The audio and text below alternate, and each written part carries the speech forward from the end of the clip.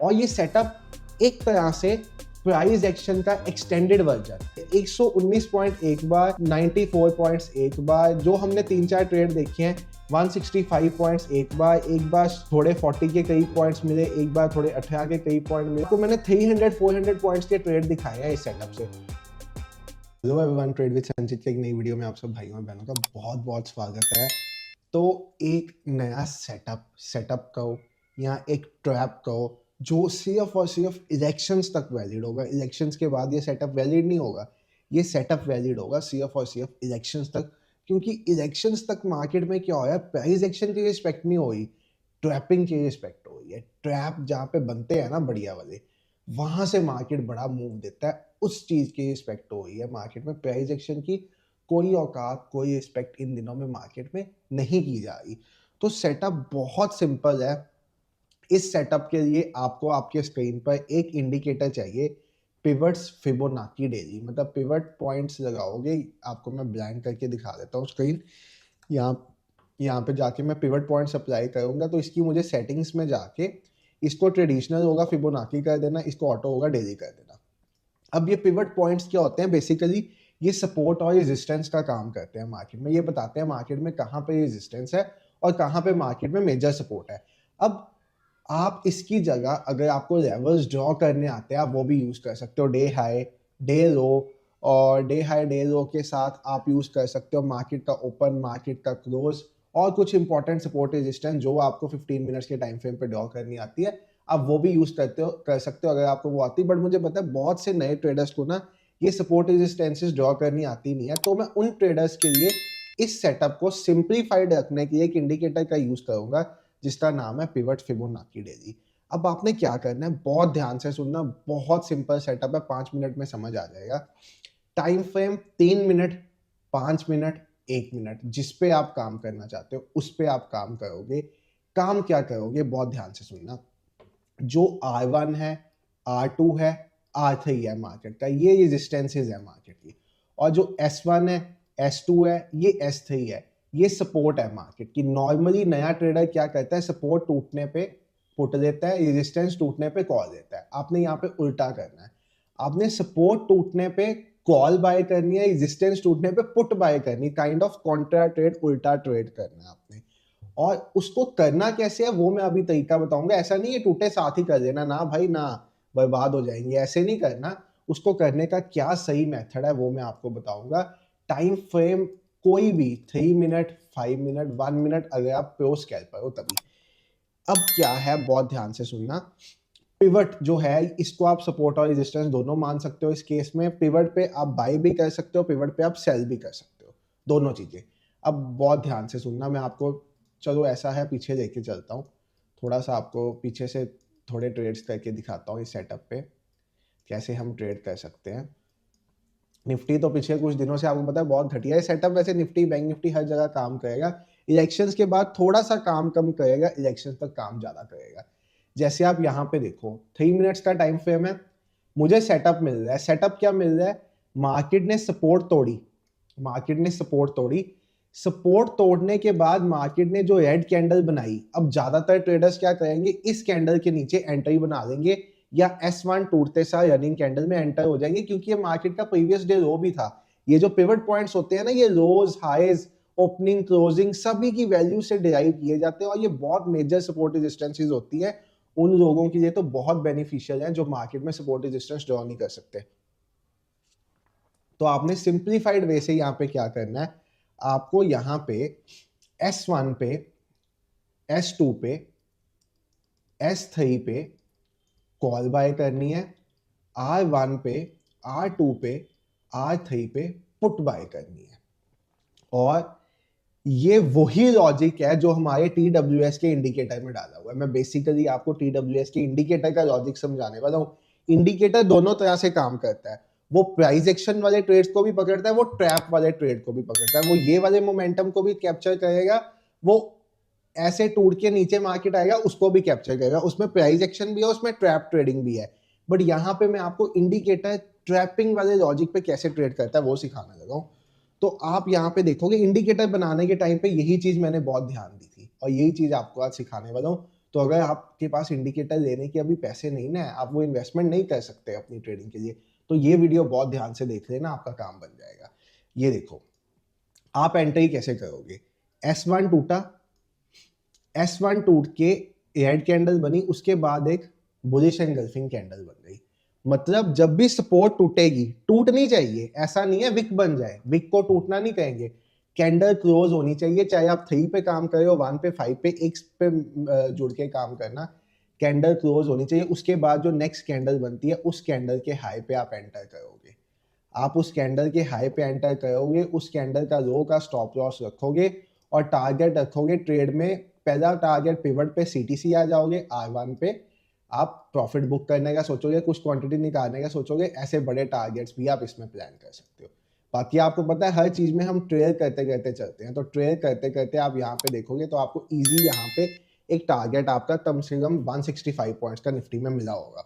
उसके बाद ऐसे ही अब यहाँ पे फिर आप देखो, यहाँ पे फिर एक टारगेट मिलने के बाद फिर यहाँ पे आके रेड कैंडल, फिर यहाँ पे आके रेड कैंडल तोड़ रही है पिवट को। अब पिवट पे आपको मैंने क्या कहा था, पिवट पे बाय भी कर सकते हो, पिवट पे सेल भी कर सकते हो, बट क्योंकि ऊपर से तोड़ रही है तो हम यहाँ पे सेलिंग का प्लान नहीं करेंगे, हम उल्टा करना है। नया ट्रेडर क्या करता है, सपोर्ट टूटने पे बाय करता है पुट को, और सपोर्ट से सपोर्ट लेने पे कुछ भी नहीं करता, रेजिस्टेंस टूटने पे वो कॉल को बाय करता है। हमें यहाँ पे क्या करना है, रेजिस्टेंस टूटने पे हमें पुट के लिए रेडी रहना, और सपोर्ट टूटने पे हमें कॉल के लिए रेडी रहना। उल्टा सोचना है हमें उनसे थोड़े दिनों के लिए। और फिर से वही बात कह रहा हूँ, अगर आप TWS का इंडिकेटर देखोगे ना, जो इंडिकेटर के यूजर्स है भाई, आज आपको मैं इंडिकेटर का लॉजिक बता रहा हूँ। इंडिकेटर यहाँ पे टूटने पे आपको कोई ट्रेड ही नहीं देगा जब तक ये कंफर्म नहीं होगा, और यहाँ वाला ट्रेड कैप्चर करा देगा ट्रैप। ये इंडिकेटर में ऐसा लॉजिक डाला हुआ है कि वो इस हिसाब से ट्रेड करता है। इसको आप आर्टिफिशियल इंटेलिजेंस समझो, जो मर्जी समझो, बट भाई जाके इंडिकेटर पे ये ट्रेड मैच कर देना, कुछ भी कर देना। आप दूसरे ट्रेड की बात करते हैं।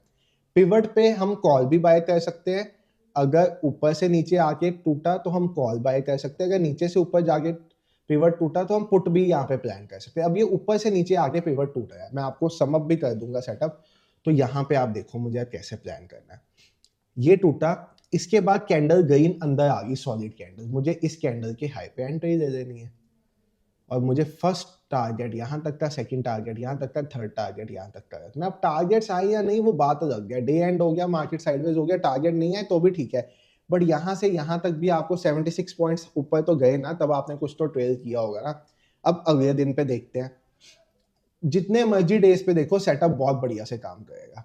S1 पे आपको मैंने क्या कहा था, सपोर्ट टूटने पे लोग पुट बाय करते हैं कि वो टूट रही है, हम यहाँ पे रेडी रहेंगे कॉल के लिए। तो यहाँ पे आप देखो सपोर्ट नहीं, S2 नहीं टूट पाई, S2 नहीं टूट पाई, S2 नहीं टूट पाई, S1 टूटी, S1 टूट के यहाँ पे रेड कैंडल आई, इस कैंडल का लो नहीं टूटा तो एंटर नहीं हुए हम, क्योंकि हमने S1 पे तो हमने S1 R1 तो है नहीं। उसके बाद अब यहाँ पे मार्केट ऐसे जाना शुरू हो गया, पिवट पे चला गया। अब पिवट पे मैंने आपको क्या कहा था, आप दोनों तरह के प्लान कर सकते हो।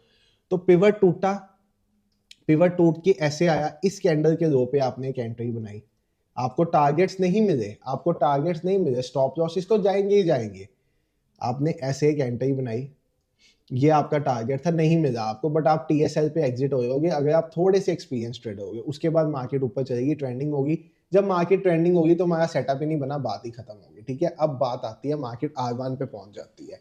अब यहाँ पे R1 R2 टूटने पे, ये तो साइडवेज मार्केट है, साइडवेज मार्केट में सेटअप तो काम करेगा साइडवेज मार्केट में, बट वो एंट्री ही नहीं करा के देगा आपकी। तो मैं थोड़ा सा कुछ अच्छे दिनों पे मार्केट देखता हूँ जहाँ पे आपको समझा सकूँ मैं कि R1 टूटने पे मार्केट में कैसे करना है, जब मार्केट में R2 R1 टूटे तो कैसे करना है। मुझे वहाँ पे कहीं पे ऐसे दिनों पे मार्केट मिले जहाँ पे वो दिखे, हाँ ये देखो यहाँ पे मुझे दिख रही है, आप समझो ये पिवट जो है, ये P R1 R2 R3 ये सब रेजिस्टेंसेस का काम करेंगे।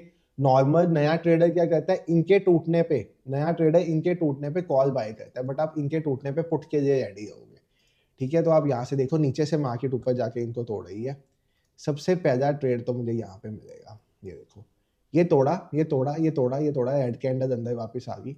अब टारगेट आए या स्टॉप लॉस आए वो अलग बात है, वो चीज अलग है। टारगेट आया, बहुत लेट आया, टारगेट आए स्टॉप लॉस आए वो बात अलग है, ट्रेड में टारगेट्स भी आएंगे, ट्रेड में स्टॉप लॉस भी आएगी, but the point is trading करना। इलेक्शंस तक निफ्टी को ट्रेड करना बहुत डिफिकल्ट है, बैंक निफ्टी को ट्रेड करना बहुत डिफिकल्ट है।